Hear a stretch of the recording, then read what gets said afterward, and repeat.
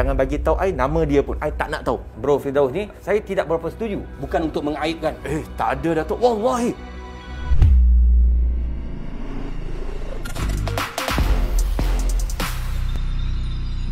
Assalamualaikum warahmatullahi taala wabarakatuh dan salam sejahtera bagi mereka yang bukan Islam yang menonton sembang viral malam ini. Pantas padu padat pendek aja 10 minit penuh dengan info, janji bermanfaat. Hari ini saya bawa dua individu yang hebat bersama dengan saya. Yang berbahagia Profesor Madya Dr. Muhammad Izzat Arif dan juga Brother Firdaus Wong Wai Hang. Tajuk saya ialah fitnah atau kebenaran. Orang melihat Firdaus Wong seorang yang lantang bersuara dan berani apabila cuba membawa sesuatu itu. Mengapa Brother Firdaus berani bertindak sedemikian? Saya sebenarnya Datuk, nak cakap terus terang, saya penakut. Penakut di bila mana ada orang datang mengadu dan mereka menjadi mangsa kezaliman. Saya takut saya ada kemampuan untuk membantu. Saya tak membantu. Allah tanya saya di akhirat, saya nak jawab apa? Saya lebih takut azab Allah daripada takut ancaman dan kejian manusia di dunia. Saya tak berani. Tetapi ketakutan saya itu menyebabkan saya nak ke depan. Apa yang membuat orang semua nak mengadu dekat Brother? Bukan semua Datuk. Tak semua juga.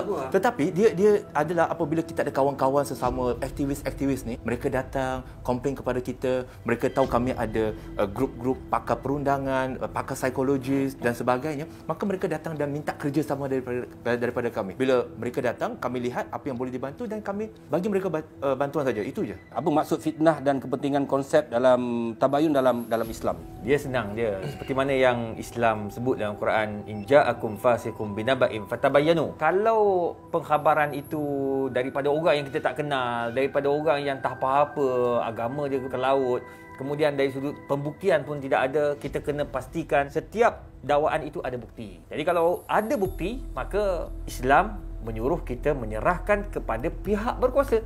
Apa-apa pun kita nak mendakwa seseorang, perlu ada bukti, perlu ada fakta dan perlu diserahkan pada orang yang selayaknya. Ada orang kecam, Brother.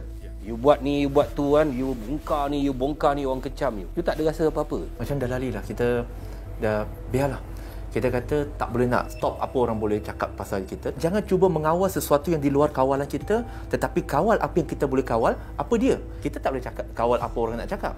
Tapi kita boleh kawal, kita nak baca ke tidak, kita nak ambil hati ke tidak. Biarlah. Tapi dalam hati saya secara terus terangnya saya kata, Datuk, saya maafkan mereka, saya kesian pada mereka sebab ada banyak benda saya tahu, saya tak boleh bagi tahu. Kedik saya ke caci, sampai ada yang mengkafirkan. Saya kata tak apa.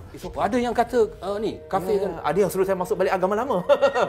Engkau dah masuk Islam, balik kafir. Kafir balik. Dia suruh kafir balik. Orang dah elok-elok masuk Islam suruh masuk kafir. Tapi saya maafkan dia, saya harap Allah tanggungjawabkan di atas perkataan dia. Tak mau, saya tak mau. Dalam Islam ni perkara-perkara yang berlaku ni perlu tak kita bongkarkan? Dia ada adab. Dalam bab-bab seperti ini dia ada dua benda. Pertama, kalau ia melibatkan isu yang berkaitan dengan jenayah, isu yang berkaitan tentang salah guna kuasa dan sebagainya, maka perlu diambil tindakan dan perlu dikaji dan didapatkan fakta-fakta yang kuat untuk mendakwa perkara tersebut. Maka kalau kita nak sebarkan itu, jangan main-main, takut fakta itu salah. Itu bahaya, dah jadi fitnah pula. Ya, betul. Jadi itu sebabnya dalam isu ini saya tengok macam saudara Firdaus, Bro Firdaus ni memviralkan perkara itu. Mungkin bagi pandangan saya tidak berapa setuju apabila ia disebarkan kepada netizen dalam keadaan netizen tertanya, betul ke? Beza dengan PDRM yang mengeluarkan video itu ataupun PDRM yang memaklumkan. Kerana PDRM tidak akan memaklumkan sehingga data-data itu dianalisis. Data-data itu dimasukkan dalam makmal. Hatta suara-suara video ni pun atau rakaman dia akan dimasuk. Ni original. Kata ori. Takut nanti kan dia ambil muka Abang Rosyamno, letak kat situ, boleh juga jadi satu. Elok-elok aku percaya, terus tak percaya orang tua ni. Jadi maknanya kat situ perlu kita ambil perhatian. Ya, betul. Nombor dua, kalau benda tu hanya sifat peribadi, katakan kenal Abang Rosyamno suka cium dinding seorang-seorang. Sementara tu cium dinding, memperangai dia, tabiat dia. Tak payah saya viral. Aku juga dijadikan contoh. Dah ada orang lain. Betul juga. Jadi maknanya kita tak payahlah, itu dia punya kelemahan. Betul. Saya punya kelemahan, tutup sebab Betul. itu aib saya. Setuju. Tapi yang berkaitan dengan jenayah, perlu tahu apakah prosedur yang betul. Ya, betul. Predator seksual.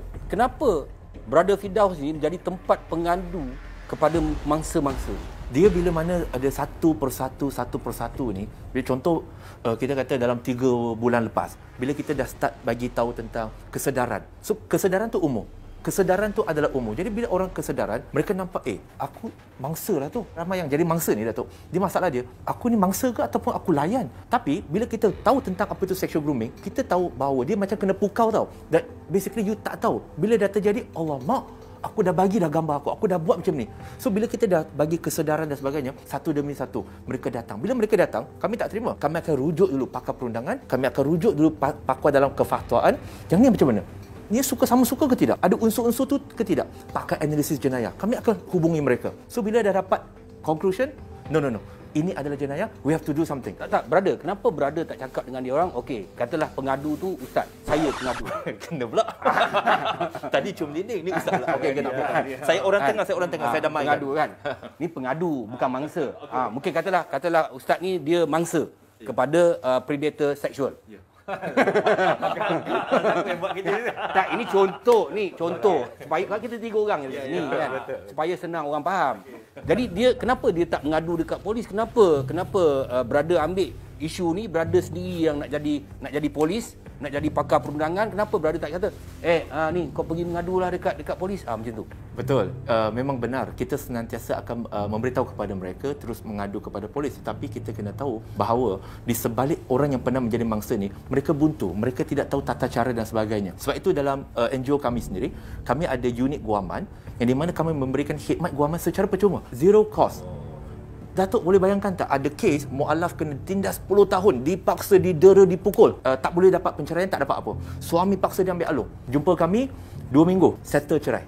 Sebab apa? Selama ni dia dalam mindset tu bahawa dia adalah victim. Sebab tu kita kena faham apa itu Stockholm Syndrome, di mana mangsa akan rasa kesian pada pemangsa. Mereka tak tahu. Jadi bila kita dah bagi kaunseling, bukan saya, kita minta yang bertauliah, buka minda mereka, bagi keberanian sebab mereka trauma, Datuk. Sebab tu kami hanya bantu mereka, kami tak ambil kerja polis. Tidak sama sekali. Kami ada juga pakar dalam strategi media dan sebagainya, macam mana nak bagi kesedaran. Maknanya keluarkan semua, kalau katakan ada kes-kes ni bila keluarkan dalam sosial media contohnya, maknanya nak bagi kesedaran pada orang. Yes. Datuk kalau tengok 3 bulan tak ada apa-apa, kami hanya bagi kesedaran. Datuk, berpuluh-puluh kes. Selagi mana bergelar manusia, ada masalah kat situ. Bukan salah agama, mana-mana agama. Tetapi itu adalah kekurangan individu, itu je. Sebab tu, tengok, tak ada cakap sesiapa pun. Tapi bila ada keperluan, kami akan cakap. Dan kami ni, Datuk, kami ni sempoi je.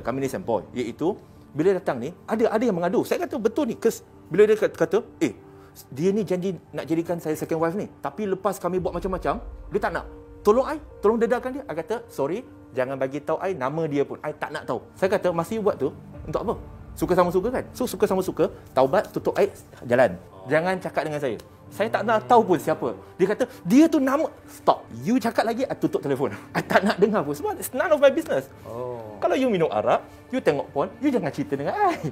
Itu aib peribadi. Tapi, bro, dia cakap macam-macam.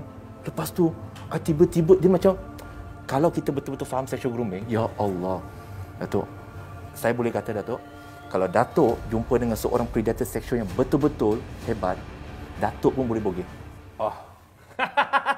Kenapa aku juga jadi contoh ni? Contoh, takkan saya nak guna diri. Okey, saya guna diri saya lah.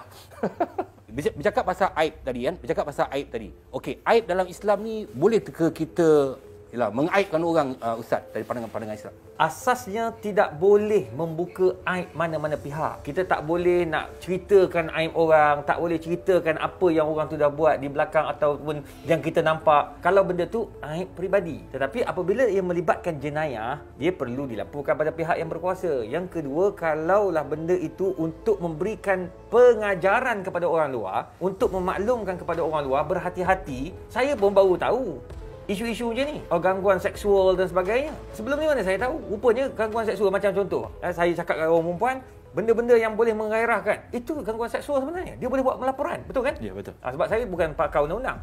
Tapi kalau orang perempuan buat kat saya orang baik. Maknanya Ustaz tak report lah? Tak, masalah tak report. Menerima dengan seadanya. Kita pun tak tahu sebab tak tahu benda ni. Maknanya lepas ni kalau orang perempuan tu hantar gambar-gambar yang pelik-pelik dalam Instagram, Facebook ke apa benda kan, saya boleh buat report. Betul tak? Betul. Sebab itu gangguan seksual. Bila berlaku isu, barulah dia akan jadi tersebar dan orang jadi tahu apakah benda yang berlaku itu. Saya terus arahkan peguam saya kata, tolong call polis, hubungi polis. Saya jadi suspek tak?